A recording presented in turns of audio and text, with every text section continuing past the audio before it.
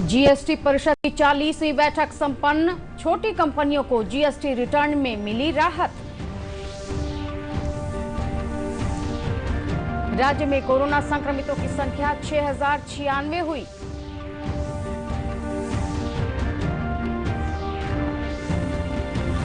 लोगों को आत्मनिर्भर बनाने और रोजगार मुहैया कराने में जीविका निभा रहा है महत्वपूर्ण भूमिका।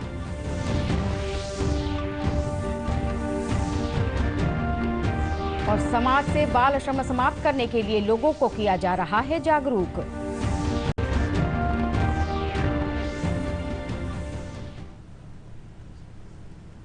सुप्रभात, मैं हूं रश्मि वात्सायन, आपके साथ शुरुआत करेंगे इस खबर से।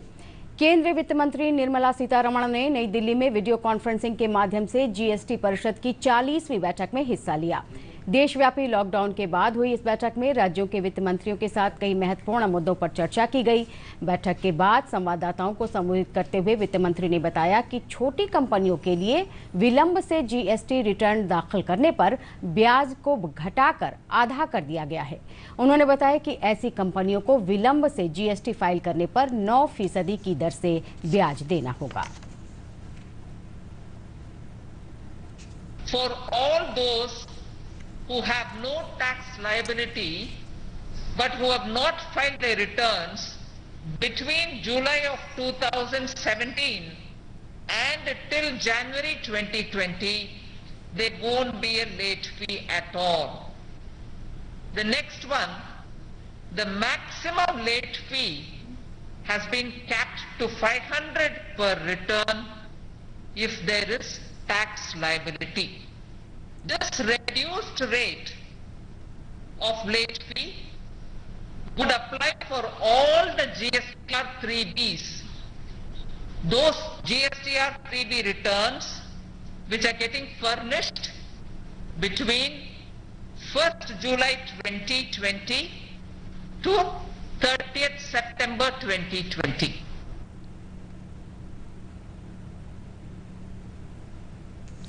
प्रदेश में कोरोना मरीजों की संख्या 6096 हो गई है। स्वास्थ्य विभाग के सचिव लोकेश कुमार ने वीडियो कॉन्फ्रेंसिंग के माध्यम से बताया कि राज्य में सक्रिय मामलों की संख्या 2691 है, जबकि अब तक 3316 मरीज ठीक हुए हैं। साथ ही संक्रमण से अब तक 35 लोगों की मृत्यु हो चुकी है। स्वास्थ्य सचिव ने कहा कि कुछ जिलों को छोड़कर सभी जिलों में कोरोना जांच की सुविधा उपलब्ध करा दी गई है।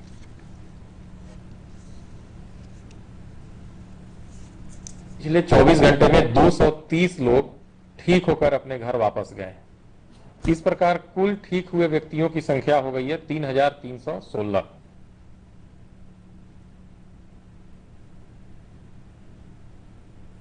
वंदे भारत योजना के तहत विदेशों से अब तक 23 उड़ानों के माध्यम से 3021 प्रवासी भारत आए हैं। इनमें बिहार और झारखंड के यात्री शामिल हैं। सूचना और जनसंपर्क विभाग के सचिव अनुपम कुमार ने बताया कि बिहार लौटे श्रमिकों को रोजगार देने का प्रयास किया जा रहा है। टोटल और इनमें पैसेंजर्स की संख्या है टोटल 3021, बट इसमें कुछ लोग झारखंड के भी थे जो गया एयरपोर्ट पे फ्लाइट्स आ रही हैं, उसमें कुछ लोग झारखंड के थे। बिहार के जो टोटल लोग आए हैं उनकी संख्या है 2686। आज की तिथि में जो ब्लॉक क्वारंटाइन कहा जाता है कि अगर दृढ़ इच्छा शक्ति हो तो कोई भी काम असंभव नहीं है। मुंगेर जिले में पैरों से दिव्यांग विनीता जीविका के सहयोग से अपना खुद का रोजगार कर रही हैं और लोगों के लिए एक नजीर पेश कर रही हैं। एक रिपोर्ट। मुंगेर जिले के संग्रामपुर प्रखंड स्थित सुल्तानगंज देवघर मार्ग पर मौजमपुर गांव बसा हुआ है। इस गांव की 30 वर्षीय विनीता देवी दोनों पैरों से दिव्यांग हैं।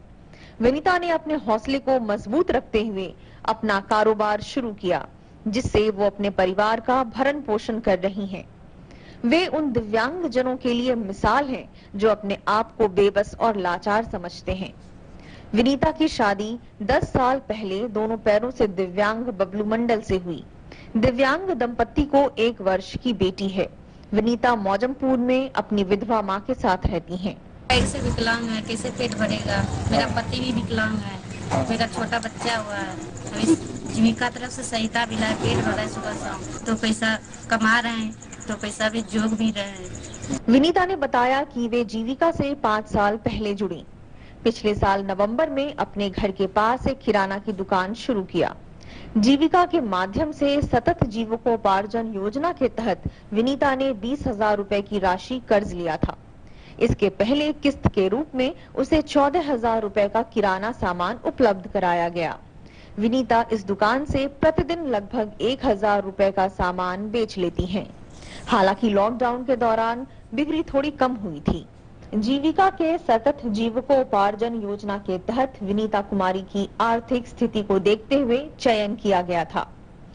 इसके बाद किराना दुकान संचालन के लिए उन्हें 3 दिनों का प्रशिक्षण भी दिया गया था तथा 20,000 रुपए की सहायता राशि उपलब्ध कराई गई थी। जीविका तरफ से सहायता मिला, पेट भरा सुबह शाम, तो पैसा कमा रहे हैं, तो पैसा भी जोग भी रहे हैं। वो हमको देखा विकलांग है तो बोला कि दीदी आप जुड़ जाइए, आपको कुछ मदद भी मिल जाएगा। परिवार जो बढ़िया काम कर रहा है, इसमें जुट के जो है कि हमारा दोनों का जीवन व्यतीत हो रहा है। सरकार ने जो दिया है अच्छा किया हम लोगों के लिए, विकलांगों के लिए। जीविका में क्या भी कम है, वो झुक करके उसको पैसा वैसा मिला, वो दुकान चला रहा है बेचारी, अपना नून रोटी चला रहा है। उसका पति भी विकलांग है, सब विकलांग है, कभी कमाता है कभी नहीं कमा रहा है, इसे चल रहा है। विनीता अपने संदेश में दिव्यांग जनों को कहती हैं कि दिव्यांगता को अभिशाप न माने बल्कि उसे अवसर के रूप में तब्दील करें। खुद विनीता ने अपने कथन को सिद्ध करके दिखाया है और वे समाज में लोगों के लिए प्रेरणा है कि जहां चाह वहां राह है। मुंगेर से प्रशांत कुमार सिंह की रिपोर्ट, दूरदर्शन समाचार, पटना। लेते हैं अगली खबर। ऑफिसर प्रशिक्षण अकादमी गया में सफलतापूर्वक सैन्य प्रशिक्षण प्राप्त करने वाले कैडेटों के लिए आज 17वीं पासिंग आउट परेड का आयोजन किया गया है। इस पासिंग आउट में स्पेशल कमीशन ऑफिसर के 17 कैडेटों ने भारतीय सेना में कमीशन प्राप्त किया। पासिंग आउट परेड में कोरोना संक्रमण को देखते हुए 81 कैडेट इस परेड में शामिल नहीं हो सके। केंद्र सरकार के निर्देशों के अनुसार कार्यक्रम में कैडेट के माता पिता और परिजन भी भाग नहीं ले पाए। अभिभावकों और दर्शकों के लिए इस पासिंग आउट परेड का पूरे देश में सीधा प्रसारण यूट्यूब और फेसबुक पर किया जा रहा है।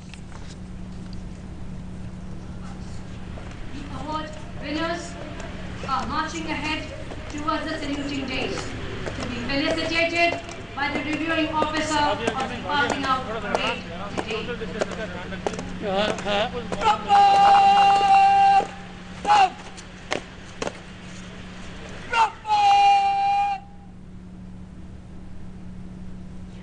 विश्व बाल श्रम निषेध दिवस के अवसर पर राजधानी पटना सहित विभिन्न जिलों में बाल श्रम उन्मूलन, विमुक्ति और पुनर्वास के साथ ही इस कुप्रथा को जड़ से समाप्त करने के लिए जन जागरूकता कार्यक्रम का आयोजन किया गया।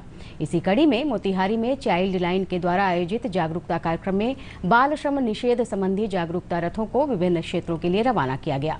इस मौके पर जिलाधिकारी शीर्षत कपिल अशोक ने बताया कि जिले में बाल श्रम के विरुद्ध कार्रवाई करके समाज को बाल श्रम से मुक्त करना हमारी जिम्मेवारी है। तो प्रचार प्रसार यहाँ पे करना है, उसकी चाइल्ड लेबर्स के जो कानूनी प्रावधान वगैरह है इसके लिए 3 प्रचार रथ भी यहाँ से रवाना किए गए हैं और यहाँ पे 0 टॉलरेंस अगेंस्ट चाइल्ड लेबर हम अपनाने जा रहे हैं। तो अभी कोविड-19 के सिचुएशन से धीरे धीरे सिचुएशन से बाहर आ रहे हैं, तो हम जो है जो चाइल्ड लेबर एंगेज है उनको फ्री भी करवाएंगे और स्ट्रिंजेंट मेजर्स भी जो है हम जो चाइल्ड लेबर को एंगेज करते हैं उनके अगेंस्ट में हम यहाँ पे करवाएंगे।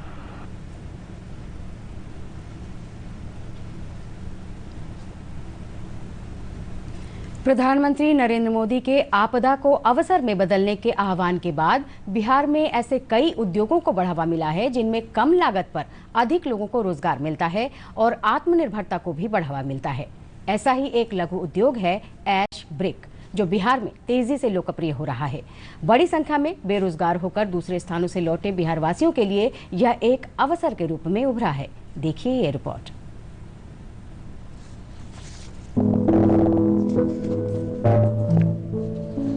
ईंट जोड़कर मकान बनता है। ईंटों के बिना किसी इमारत की कल्पना संभव नहीं है। परंपरागत लाल ईंटें महंगी होती हैं। एक लंबी प्रक्रिया के तहत मिट्टी से बनी ईंट को भट्टों में पकाया जाता है, तब जाकर तैयार होती है ये ईंट। तकनीक के नए प्रयोग और पर्यावरण के प्रति बढ़ती चिंता ने निर्माण के क्षेत्र में क्रांतिकारी परिवर्तन किए हैं। परंपरागत ईंटों के स्थान पर इन दिनों बिहार में ऐश ब्रिक काफी तेजी से लोकप्रिय हो रहा है।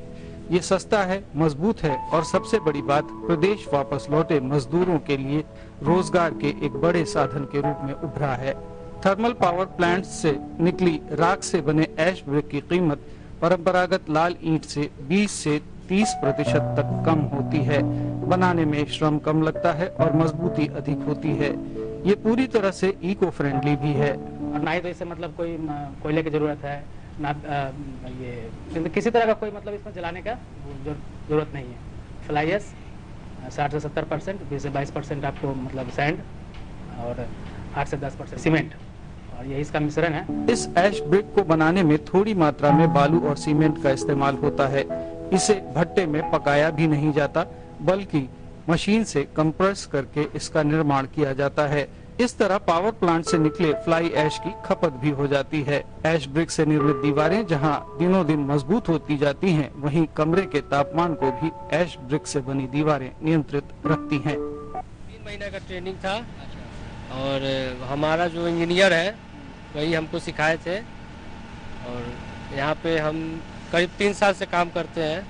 हमको बहुत अच्छा लगता है ये काम। बिहार में इन दिनों बाहर से आए श्रमिकों की स्किल मैपिंग करके इसका डेटा सूक्ष्म, लघु और मध्यम इकाइयों को दिया जा रहा है।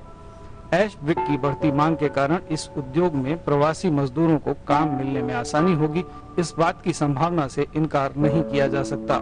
वैशाली से रतन कुमार की रिपोर्ट, दूरदर्शन समाचार, पटना। आपको बता दें कि इस समाचार बुलेटिन का सजीव प्रसारण YouTube चैनल पर भी किया जा रहा है। इसे आप अपने मोबाइल पर भी देख सकते हैं। इसके लिए लॉग ऑन कीजिए YouTube बिहार DD न्यूज़। इसके अलावा आप हमारे Twitter handle @DD news Bihar पर भी नवीनतम समाचार देख सकते हैं। बात मौसम की। अगले 24 घंटों में प्रदेश में मानसून के प्रवेश की संभावना है। पटना स्थित मौसम विज्ञान केंद्र के वैज्ञानिक आनंद शंकर ने बताया कि पूर्वी बिहार के कुछ हिस्सों में ज्यादा बारिश हो सकती है।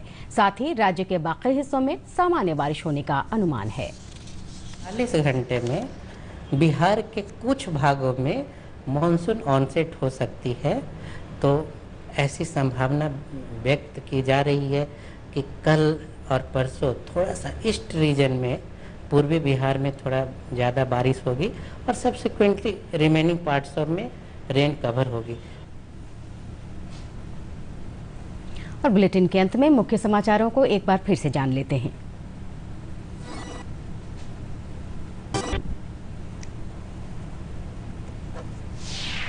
जीएसटी परिषद की 40वीं बैठक संपन्न, छोटी कंपनियों को जीएसटी रिटर्न में मिली राहत।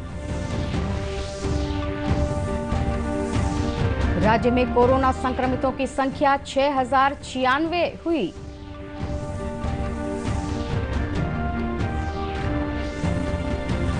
लोगों को आत्मनिर्भर बनाने और रोजगार मुहैया कराने में जीविका निभा रहा है महत्वपूर्ण भूमिका।